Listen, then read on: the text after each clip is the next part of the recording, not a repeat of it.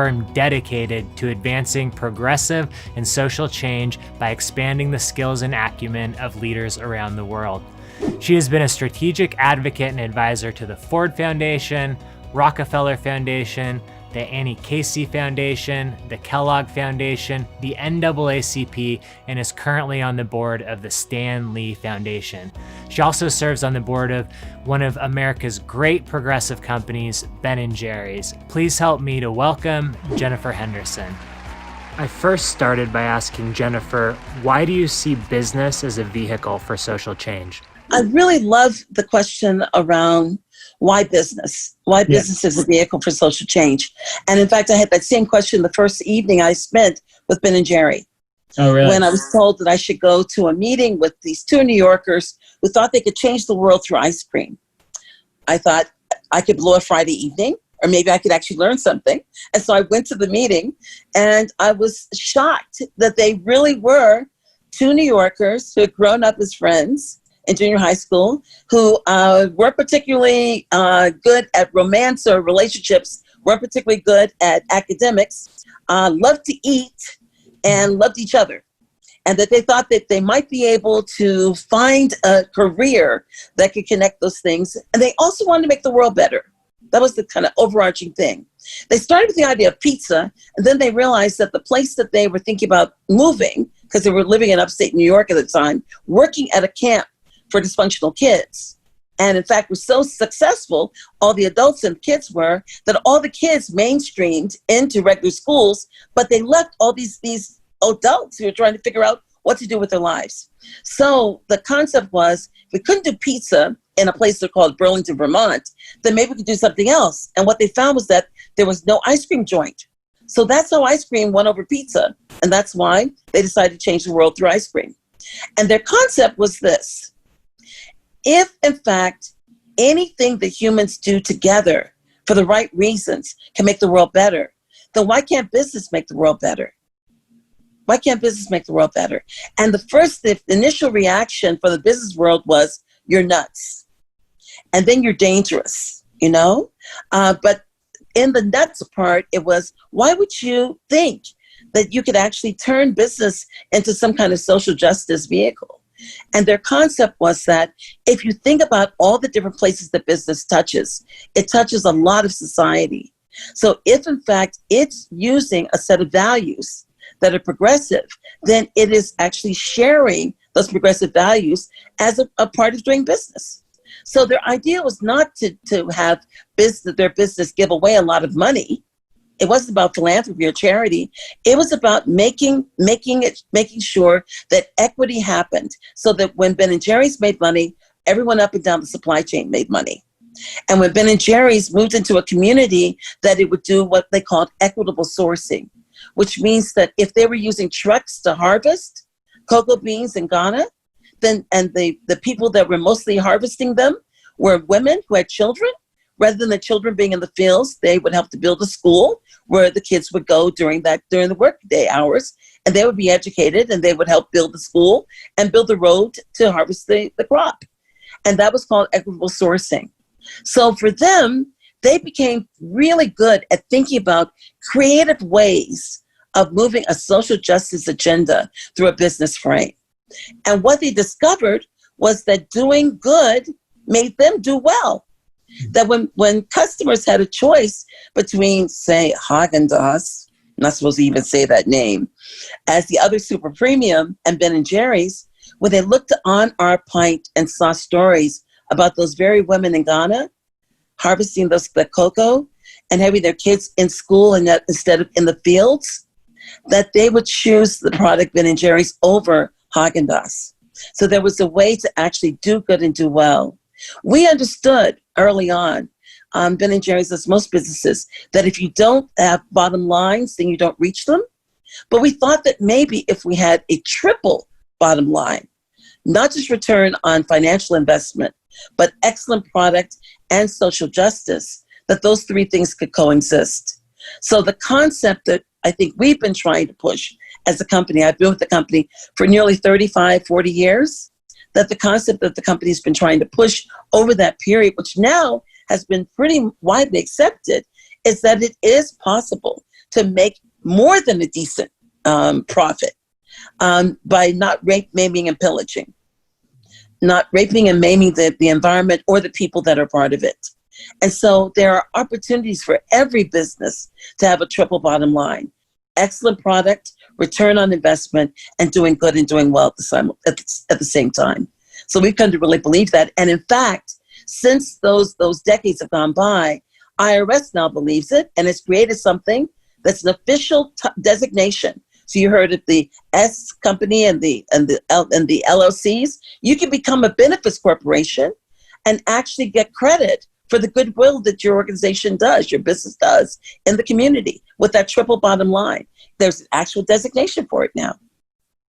Yeah. So, and I know in Portland, we do have a thriving B Corp community, which has been really cool to learn about. But, I think that there's some businesses, that, have been going on for quite some time. And I think, while maybe their heart's been in the right place throughout it, that it hasn't been as much of a since the inception about thinking about the triple bottom line. So how would you recommend, as someone who's worked with lots of leaders and organizations, with a company sort of while they're on the fly, while they're already going, identifying what those sorts of causes that they're fighting for are, and sort of what they could, I guess how they could then infuse that into the work that they're already doing? Well, I say the first is to, rather than ascribe blame or feel indicted because your company has not taken on a social justice issue or social change, don't feel bad at all about not having done that up to this point. But think about yourself as like an environmentalist on the beach. You're walking along the beach and you see a plastic bottle. You don't check to see if your fingerprints are on it. You pick up the bottle and you dispose of it because you want to be part of the solution, not the problem. You don't kick the bottle back into the ocean. You don't ignore it and pretend you didn't see it. You pick it up. So the first step of becoming a social justice or a triple line business is to accept responsibility going forward. Respect the idea of transformative business, the business that can make a difference, and then look for opportunities to be able to do that. So there are three areas where generally almost any business can make a difference. One is to look at all of your metrics. Look at every single number that matters to you. And the question is that a number that measures up in terms of a social metric? So if you have a certain number of people employed, how many of them are women? How many of them are marginally low income or low income, working class? How many of them are people of color? How many of them are people that may be people that have now paid their dues to the criminal justice system and are coming in now to the workforce for the first time in many years or for the first time period? How many of those are people that have been marginalized because they're new immigrants? But figuring out that number. So metrics is one thing that's important. We value what we measure and we measure what we value. So that's one. The second is supply chain. Up and down the supply chain, I don't know of a company, including Ben & Jerry's, that can do ice cream or any other product without having partners in that supply chain. So maybe your company's too small to have a lot of diversity, but you do business with a lot of different folks. And the question is there an opportunity there? And I'll give you one example. When I was first starting out as an organizer, I really wanted to have an accountant that understood nonprofit accounting. But our town was so small that there was the accounting firm that actually worked for our congressman said there's not enough business to drum up. So 15 or 20 of us got together and said, we'll all do business with you if you hire a person that understands nonprofit accounting. What would happen if some of the small businesses decided to unite, and maybe they're already united through an association, that they would go to a particular supplier and say, we'd love to see you do business and your supply chain to actually take on more people of color, women, and other small suppliers, because that would be important to us. It's important to us that we're part of a larger ecosystem that is transforming. So sometimes it's advocacy. They say that the change comes from three different ways. What you drive. So what you drive is picking up that piece of plastic on the beach. What you partner, the idea of looking for other small businesses that can come together around an issue that you care about. And then what you leverage, the idea of being able to go to the city council or to the county government and ask for more kind of points for having people of color, having women, doing things that are socially responsible in the community, even for contracts. Because what we discover is that often a small business will go directly to the specs in the contract, but the contract isn't very inclusive or diverse or focused on diversity or focused on any kind of equity. So lobbying for that, particularly for companies that have made a commitment to equity, diversity, and inclusion, means not only do you do it well and you're doing transformative work as a business, but you get points within the larger construction or whatever trade it is for doing that work. I really appreciate that you brought up the idea of partnerships, especially in the supply chain. I think one of the things we hear from a lot of good intentioned businesses, especially in a city like Portland, which often gets labeled the whitest city in America, is that people, because we see a lot of things around participation goals in parts of contracts, but now we're at the point where we also want to focus on making sure that our workforces are representative of the communities that we serve. Do you have any sort of tips or tricks or ideas that people who are looking to increase diversity within their ranks, anything that they can do to kind of start that process, especially ones that may feel like the community sometimes isn't what they need? Because I think they say the work isn't easy, right? And right. No one's saying the work is easy, but I guess where did those people start? Yeah, well, it's a good question. I think about the experience that we had years ago with the body shop. The body shop was trying to figure out how to, in fact, really diversify and bring more equity to their supply chain. And so you know what they did, a very interesting thing, and we're doing it now at Ben & Jerry's too.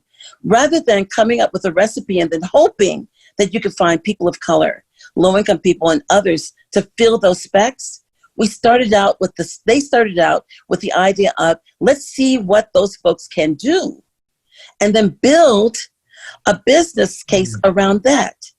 So, for example, I've seen it happen here in Henderson in Las Vegas, where I live, and that's that a number of the developers in this development called Seven Hills decided that they wanted to make sure that there were a number of people of color, particularly Latinx people, involved in the construction.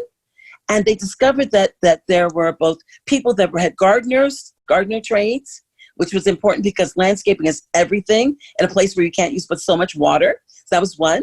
And the other was tile, because the Tuscany kind of view, that particular style was so big, and tile is big in that. And a lot of Latinx contractors, very tiny ones, were involved in artistic tile, fabulous tile. But they were so tiny that, again, like the experience that we had with getting the accountant together, there'd be no way that they would ever get to the radar screen of big developers. And so some of the developers actually helped to bind those together into small co-ops. So the idea of helping to create your own supply chain and then building a business case off that supply chain, rather than just building out what you plan to do and then hoping that the market will provide you with that supply chain. So we started with the supply chain and then moved to the product. Absolutely. And what was really cool about it, tell you this, is that the stories behind it sell to consumers and others, and they also differentiate. In business, strategic differentiation is everything. What makes you different or better than the other person that's doing the same thing? Yeah, absolutely. Those stories are so powerful. And I know in the building industry, a lot of times with our emphasis on sustainability, oftentimes it's like, how do we export the Pacific Northwest? And what a great way to start, by going in and taking an inventory of those sorts of important cultural sort of skills and crafts that we have, and then working that direction. So exactly. I love that. Yeah. So exactly. Here, let me, so I think and I know we got to keep this kind of tight. And so I really appreciate the time, but there's a kind of, I want to look externally too, because I think one of the things right now, it seems like businesses are really grappling with how to appropriately address the sort of reckoning we're having with systemic racism in this country. And I think there's people that are fearful of, oh, maybe this is going to, if I say something, it's going to make me lose business. Or if I say something, it may just be taken as a hollow statement because I'm not sure what to do as well. So I guess, how can a business appropriately go about addressing this sort of important cultural conversation that we're currently having? And so it's not just about words, but it can also be about action. Right. I think that one of the things that a business might be able to do is within your larger business universe, the question is, who are your trusted allies? Anytime you're venturing into an area that you're not familiar with, you need an envoy, an ambassador, someone an ombudsman who can help interpret how something might land, because you want it to land appropriately. You don't want to be disrespectful, and that's different from saying don't take a chance. Don't take a risk, because you are taking a risk moving into areas that you don't know.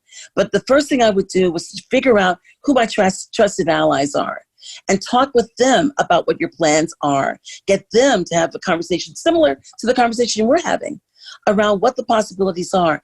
And the second is stay in your lane. Stay in a lane that you're familiar with. Don't go outside of that. Ben & Jerry's stayed directly in the food lane. We looked at milk, and we looked at migrants that work on those farms. We looked at opportunities to be able to work with women who are harvesting various things. That's what we looked at, but it was always connected back to the business. So three suggestions around that: staying in your lane,